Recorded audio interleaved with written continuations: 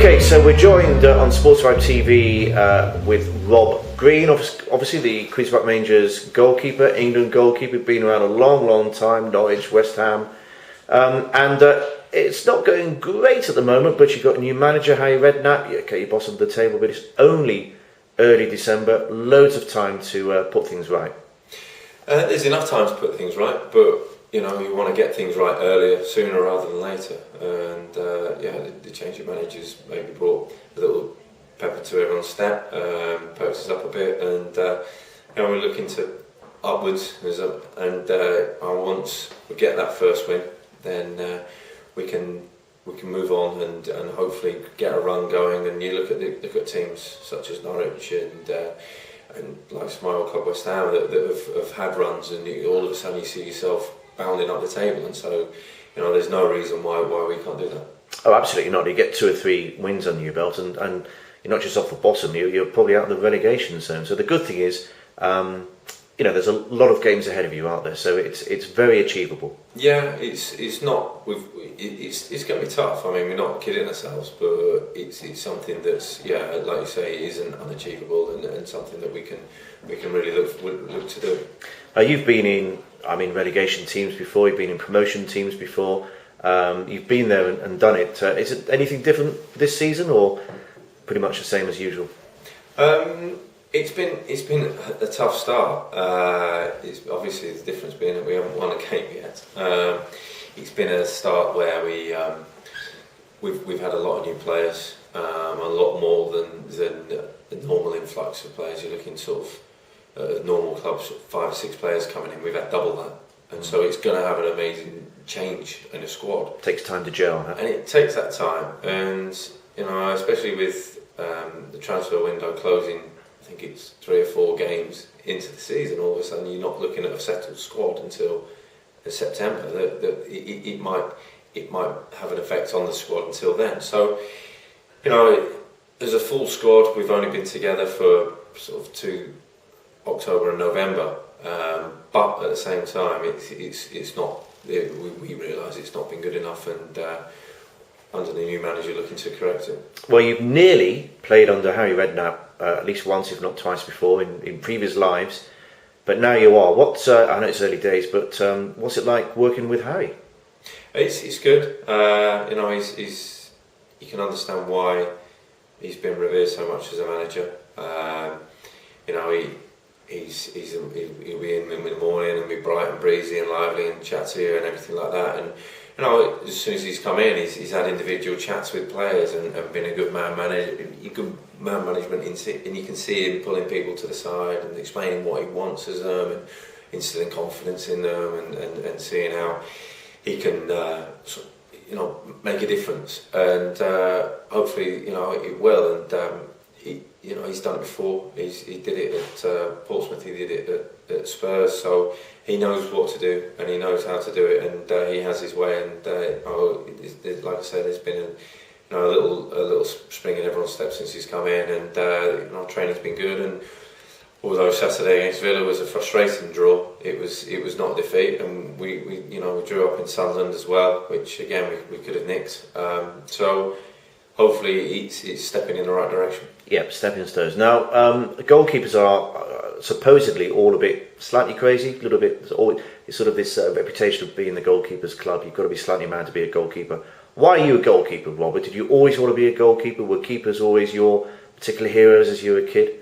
There's certain pleasures you get from being a goalkeeper, which might be called perverse and things like that. But yeah, I started playing as a goalkeeper when I was, I think, about 8 years old, because I couldn't run basically, so they stuck me in goal. I was the tall kid rather than the fat kid in goal. And yeah, I think whilst everyone takes great pleasure in making a save, you can't. In scoring a goal, the making a save where you watch the crowd go up, and then sort of everyone puts their hands on their heads in disbelief that you've made a great save, or a goalkeeper has made a great save. That it's a different pleasure that you get from it, but a pleasure all the same, and one that it's not often that you become the hero, but it's something that it's different things that you take pleasures from. I mean, I think the goalkeeper probably more than any other player on the pitch. It's so black and white, isn't it? You can be a penalty shootout, for example. You can be the hero. The ball slips through your legs and trickles into the net. You're the villain. It's black and white. Not very often is it grey. No, it's not, and it's such a stark difference that you either make a save or you don't. And it's one that, again, it's something that you can't win a game for a team, but you can lose it, and so, or you can save a game, and so it's something where you kind of, especially with your teammates when you're playing a game, they look back and they look at you and they've done everything they can to stop someone, or they've made a mistake, and they're looking at you saying, "Oh, please just pull this one out of the bag for me." And when you do, the relief on their faces is quite nice, but quite funny at times as well. Now, you've been a professional footballer for 16 years, you're 32 now, getting a tad old if you're an outfield player, but absolutely in your prime as a goalkeeper. In fact, judging by the Brad Friedels of the world, you've got a good 10 years ahead of you. A bit like, fitness permitting, which is a big thing. And you look at how you live your life, you look at how you are as a professional and what you do and ways you can extend that. And if you can extend your career by 2, 3, 4 years, the rewards are there, and none more so than having finished. You finish knowing that you've played as much as you can for as long as you can and enjoyed it as much as you can. So if you can carry on doing that as a goalkeeper, you get the added bonus of carrying on being able to do that. It's obviously something that's slightly out of your hands in terms of if injury permitting and things like that. But you look at, as you say, the likes of Brad and Mark Schwarzer and people like Edwin Van der Sar who carried on going, that just carry on, seem to play forever. And the older they get, it doesn't seem to make any detrimental effects on their performance. So it seems to be, they've sort of led the way in that sort of field in sort of extending their careers, and so that's something that I hopefully look to do. David Seaman was obviously another one who played a long time. I think he pulled off, as far as you're concerned, the greatest save of all time. It's not Gordon Banks, it's not Montgomery's double save in the cup final for you. It's Seaman's drag back, was it, against Sheffield United? Yeah, I mean it's something that, it's one that stuck in my memory. Why was it so good from a goalkeeper's point of view? From a goalkeeper's point of view, I think it's just the reaction, the strength, and to be able to claw a ball back full stretch off the line and away from a goal, which is probably travelling I don't know how many miles an hour into the goal. He's been able to do it, and not only that, but the size of the game was the FA Cup semi-final in the last minute. And you look at great saves, and you look at when he's doing the most important thing. And like I said, you can't win a game for a team, but you can certainly save it. And I think Arsenal were winning 1-0 at the point, and they went through to the FA Cup final off the back of that. And I'm sure he would have taken as much pleasure looking back and looking round his teammates, and them each and every one of them going up to the end of the game going, he's nice kept us in it. Thanks, mate.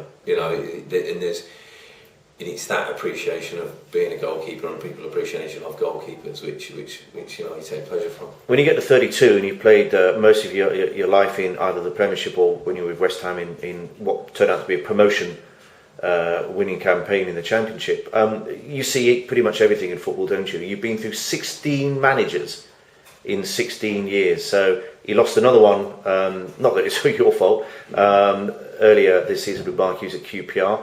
I guess you've just got to be professional and just move on very quickly. Yeah, I mean, it's changed a lot now, football. I mean, I'm not sure what the lifespan is of a manager, but it's not long. I'm sure that there are one or two, like Sir Alex Ferguson and he's not done too badly though, has he? Yeah, and Arsene Wenger, who are keeping the average going. But these things happen in football, and the immediateness of the results nature and the rewards and financials, I won't say punishments, but to lose out in such ways is a massive thing, and the sort of the pressures that are there are so stark that people need change and they need fast results, and people invest a lot of money into football teams, and probably one of the biggest outlays is changing the managers because it's just not working out at times. Finally, Rob, you're very much involved with the England game. I know that Roy Hodgson's keeping an eye on you. I know Joe Hart may have the jersey, but you're there or thereabouts. It's eternal frustration to English football fans to look at the calibre of players that you've played with for England over the years, and yet it hasn't quite worked. You're keeping the faith when it comes to England? Yeah, I mean, it's always great to be involved with England. It's always to play for your country is brilliant. And you look around the world and you look at the players who you play with and the ones who you play against, and you know how the Premier League's such a cosmopolitan and diverse league that you're playing against the guys with the guys who you play against in an international game as well. So, and you look at the England team, and it's always going to be the case of, you look at the Premier League in comparison to the England team, and the Premier League is so strong in terms of European football and so strong in the Champions League, and teams qualifying for the finals and through the group stages, it does so well. But you've got to understand as well that a lot of those teams have continental players, South American players and stuff like that. So it's always going to be a case of people sort of expectations being so great that it's sometimes going to be difficult to live up to. Well, a lot of the time difficult to live up to. But at the same time, you've always got that hope and always got that ambition of doing well in a major tournament, which has eluded us certainly since I've been alive. I think the closest we've got is Euro '96, and it's just that you're looking for that one occasion where a team clicks in a major tournament, which hasn't happened since then, and since Euro '96 and Italia '90. Well, hopefully next time. Best of luck for the rest of the season, Rob. Long way to go, but lots of hope. And save well, as they say. Cheers.